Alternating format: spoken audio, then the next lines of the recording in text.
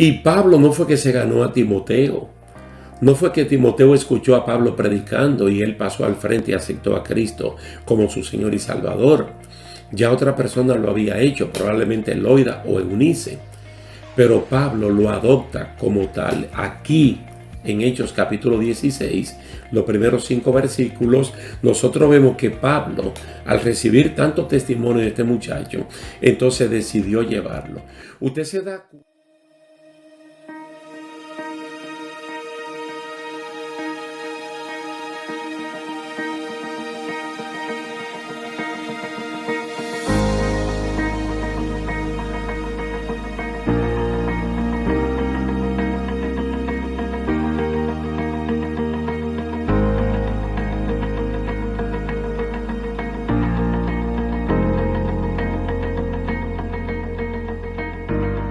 Dios le bendiga, mis queridos hermanos. Es un placer estar aquí con ustedes para continuar en esta serie de estudios bíblicos que abordamos la iglesia del Nuevo Testamento.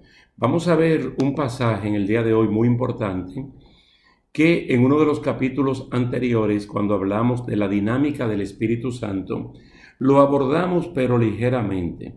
Hoy lo vamos a abordar como debe ser, y es la visión del varón macedonio, tal y como está en Hechos, capítulo 16, versos 6 al 10.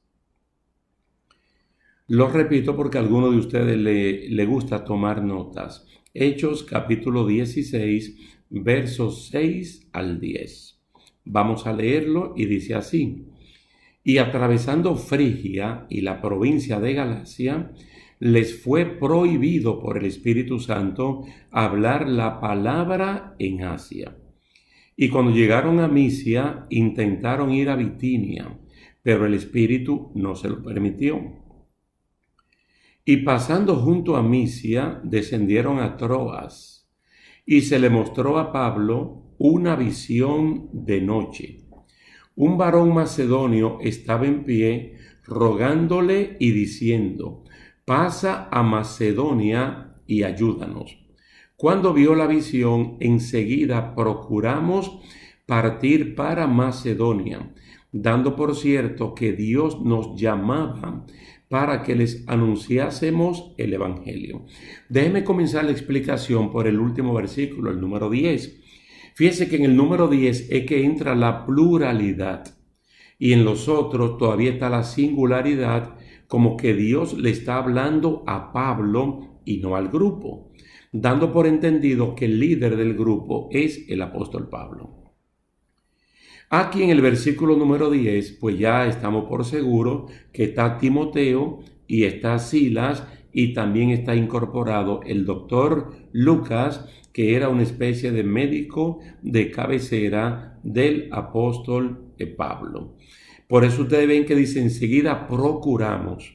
Ahí está en la primera persona del plural, como quien dice nosotros procuramos partir para Macedonia, dando por cierto que Dios nos llamaba a nosotros para que les anunciásemos el Evangelio a las personas de Macedonia. Esta visión del varón macedonio prueba una vez más que quien dirige la misión de la iglesia del Nuevo Testamento es el Espíritu Santo. Y lo que nosotros estamos estudiando entonces lo derivamos para este tiempo, el siglo XXI, y lo aplicamos a la iglesia de este tiempo y en términos particulares a cada uno de nosotros, para que entendamos que quien nos guía a nosotros es el Espíritu Santo, tal y como Jesucristo dijo que Él lo iba a hacer. Ahora bien, Pablo era un experimentado evangélico en la búsqueda de la dirección de Dios. Un experimentado evangélico en la búsqueda de la dirección de Dios. Nosotros aprendimos en Hechos capítulo 13, ahí aprendimos de la labor de él en Antioquía, orando, ayunando y ministrando la palabra de Dios junto con los demás ministros, que por lo menos eran 5 profetas y maestros. Entonces nosotros dijimos en ese momento que en un ambiente así, donde la espiritualidad se practica y se vive, no es difícil entender y conocer la voz de Dios. Algo que, por ejemplo, cuando usted lo compara con el joven Samuel, el adolescente Samuel, que no conocía la voz de Dios porque él era un novato, él conocía la voz de su jefe inmediato, que era el sacerdote Elí. Por eso las primeras 2 veces que el Señor llamó a Samuel, él iba donde Elí y le decía, dígame Señor, hasta que el viejo Elí lo asesoró y le dijo, acuéstate y si te llaman por tercera vez, responde, dígame Señor, he aquí su siervo. Es decir, tenía que entrenar a una persona joven como Samuel. En el caso de Saulo, con Bernabé, con el negro, con Lucio y con el otro más, con Manaén, entonces estas personas estaban en un ambiente que no era difícil entender y conocer la voluntad de Dios. Por eso es que allí dice que el Espíritu Santo habló de ir en misión junto con Bernabé. Pero nosotros no sabemos cómo fue que se lo dijo. Si fue usando la oralidad, la verbalidad, utilizando la boca para de manera audible a sus oídos, ellos supieran que el Espíritu Santo le está hablando. No sabemos cómo fue que le habló. En el caso que nos compete en el día de hoy, aquí está hablando de una visión nocturna mediante la cual el Señor le habla. Por eso es que nosotros hablamos de la dinámica del Espíritu Santo y no podemos dar por terminado, por pasado o por desfasado que el Espíritu Santo en este tiempo no actúa y que su accionar ya se cerró. No, Él sigue actuando porque Él es el que guía a la iglesia.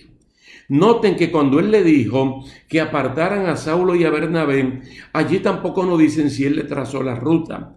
Porque la persona obediente que se mueve mediante la fe, como el caso de Saulo y de Bernabé, y en el Antiguo Testamento el caso de Abraham, la fe, que no es una fe aérea, sino una fe planeada, conduce a la persona.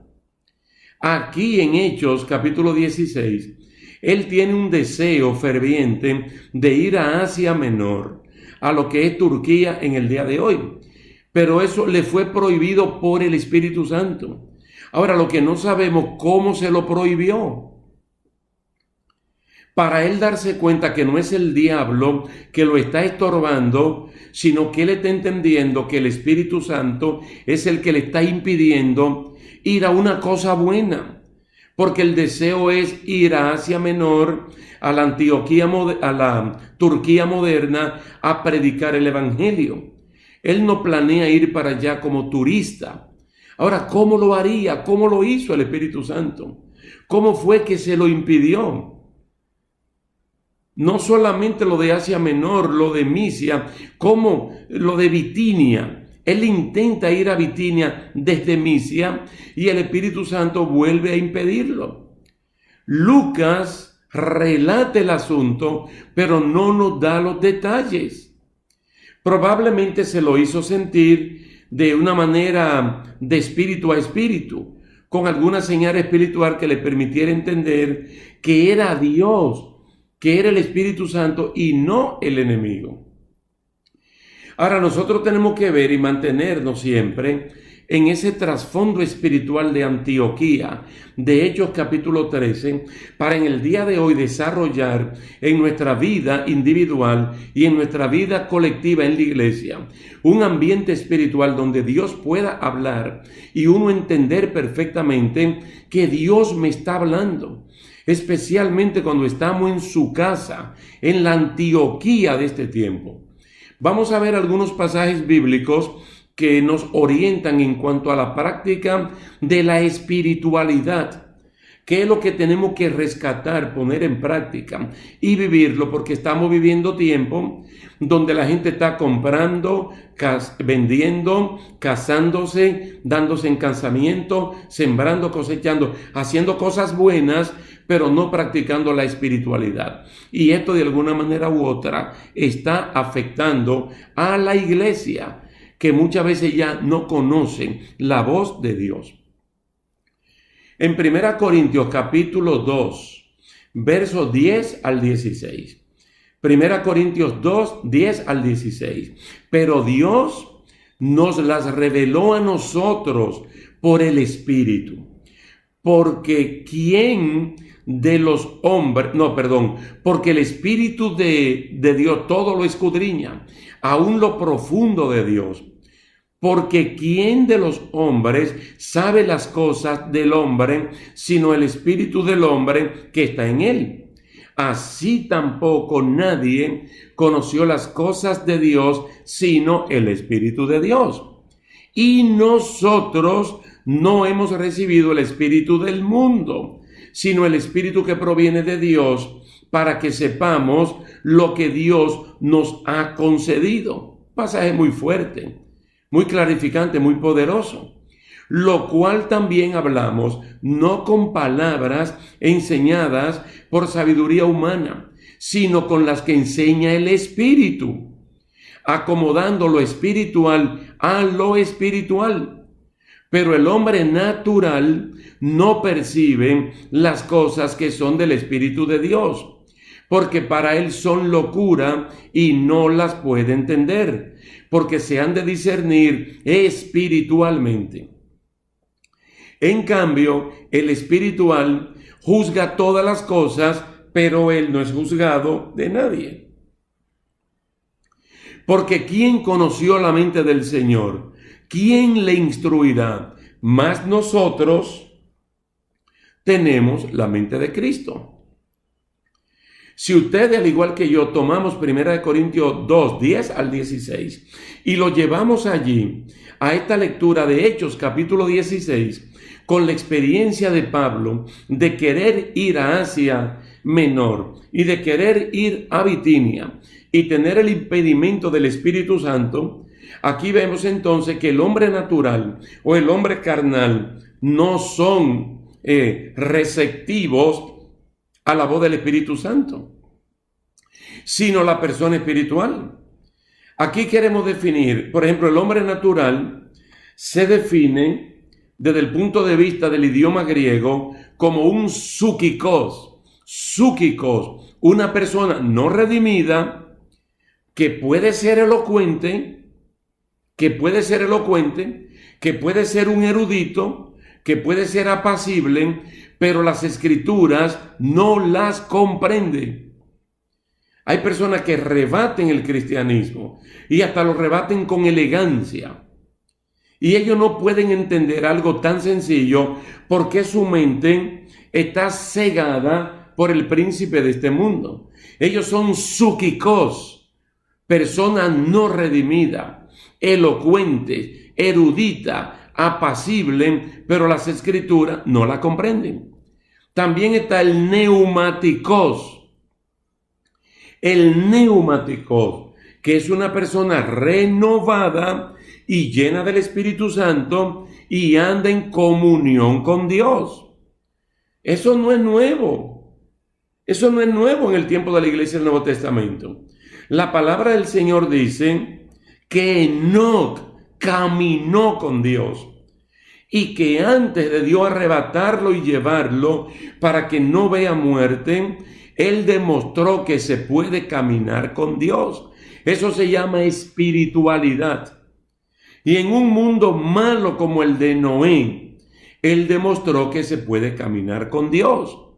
Enoc y Noé, por poner dos casos, eran neumáticos, personas renovadas, llenas del Espíritu Santo, que andan en comunión con Dios. Pero también está el sárquicos, que es una persona renovada, pero anda según la carne y permanece como un niño en Cristo, cristianos carnales. Esta es la explicación que da el hermano Scofield en la Biblia Reina Valera del 60, pero comentada por el hermano Scofield.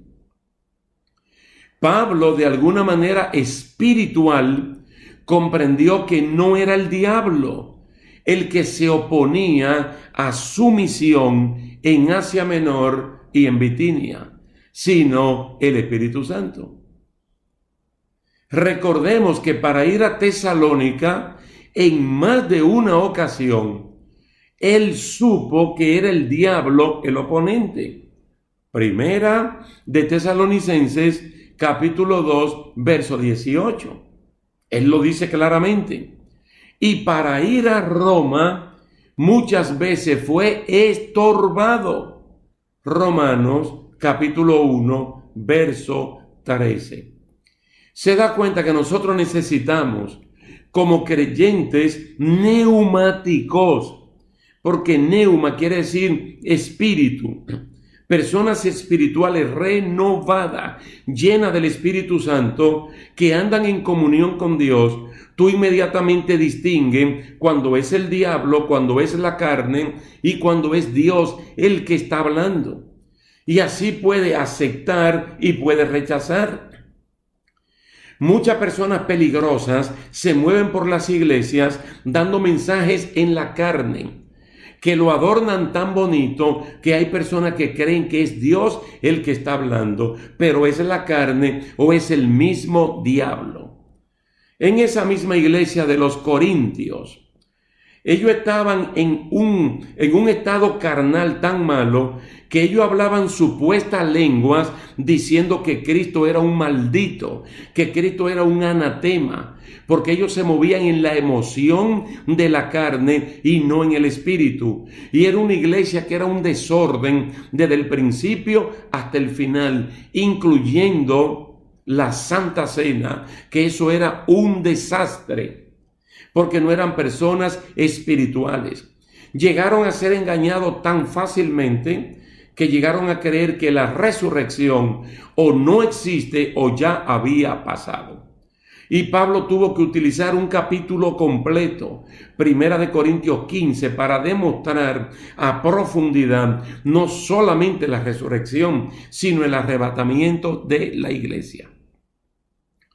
En Hebreos capítulo 5, verso 11 al 14, Hebreos capítulo 5, verso 11 al 14, la Nueva Traducción Viviente dice de la siguiente manera: ¿cómo se define la persona espiritual? Nos gustaría decir mucho más sobre este tema, pero es difícil de explicar, sobre todo porque ustedes son torpes espiritualmente y tal parece que no escuchan. Dios mío, 2000 años atrás, parece que esto lo escribieron esta mañana tempranito, porque desafortunadamente en las congregaciones hay personas con ese cuadro. Hace tanto que son creyentes que ya deberían estar enseñando a otros. En cambio, necesitan que alguien vuelva a enseñarles las cosas básicas de la palabra de Dios. Son como niños pequeños que necesitan leche y no pueden comer alimento sólido, lo que le llamamos vianda. Pues el que se alimenta de leche sigue siendo bebé y no sabe cómo hacer lo correcto. El alimento sólido es para los que son maduros, los que a fuerza de práctica están capacitados para distinguir entre lo bueno y lo malo. Entonces Pablo y el equipo que andaba con Pablo eran personas que no era difícil entender la dirección del Espíritu Santo, la señal que le daba, el impedimento que le ponía, porque no lo quería en ese lugar, sino que lo estaba dirigiendo a otra parte. La tercera cita, que es ampliamente conocida, es Romanos capítulo 12, los versículos 1 y 2. Mire lo que dice en la Nueva Traducción Viviente. Por lo tanto, amados hermanos, les ruego que entreguen su cuerpo a Dios por todo lo que Él ha hecho a favor de ustedes, que sea un sacrificio vivo y santo, la clase de sacrificio que a Él le agrada. Esa es la verdadera forma de adorarlo. No imiten la las conductas ni las costumbres de este mundo. Más bien dejen que Dios los transforme en personas nuevas al cambiarles la manera de pensar. Entonces aprenderán a conocer la voluntad de Dios para ustedes, la cual es buena, agradable y perfecta. Ahora, ¿qué hace Pablo y su equipo? Tuvo que hacer un giro hacia Troas, donde según Segunda de Corintios, capítulo 2, verso 12, dice: cuando llegué a Troas para predicar el evangelio de Cristo, aunque se me abrió puerta en el Señor, no tuve reposo en mi espíritu por no haber hallado a mi hermano Tito. Así, despidiéndome de ellos, partí para Macedonia.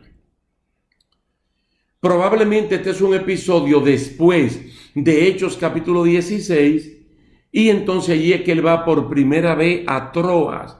Pero en Troas fue que él conoció a Carpo, que era donde él se quedaba por tiempo, y utilizaba a Troas como un punto para moverse. El Espíritu Santo de Dios sabe cómo dirigirnos. La visión del varón macedonio en Troas fue la manera del Espíritu Santo abrirle paso hacia ese lugar. Queda bien claro aquí que quien dirige nuestras vidas y nuestra misión es el Espíritu Santo. Pero hay que ser sensible a Él. Cuando hablo de sensible, de sentir su dirección por donde que Él nos manda. Él habla de la manera que Él quiere hacerlo. Y es nuestra labor una práctica contundente de la espiritualidad. En ese tipo de relación, de intimidad espiritual, entendemos cuando Él nos habla. Aunque no use palabras audibles para hacerlo. Pablo y su equipo entendieron perfectamente bien esta visión, que era de parte de Dios y que en Macedonia los necesitaban. Por eso fue que quise comenzar por el verso 10, que ya todo está en plural, porque Lucas, el autor de este libro, entonces aquí es que él se incorpora en el segundo viaje misionero del apóstol Pablo, junto con Silas, que era profeta, y con Timoteo, que era una persona de la cual todo el mundo había dado buen testimonio. Por el día de hoy lo vamos a dejar hasta aquí, con la promesa de seguir con la plantación de la iglesia en Filipos, y también de ver todos los sacrificios y también la victoria de Pablo y su equipo allá en Macedonia. Muy interesante que anclemos un poco aquí en Hechos capítulo 16, para que nosotros veamos que aún los guiados, los dirigidos por el Espíritu Santo, tenemos que batallar duramente para cumplir nuestra misión y en todo salir airosos. Así que Dios me le bendiga, Dios le guarde. Ha sido un placer estar con ustedes y será hasta la próxima.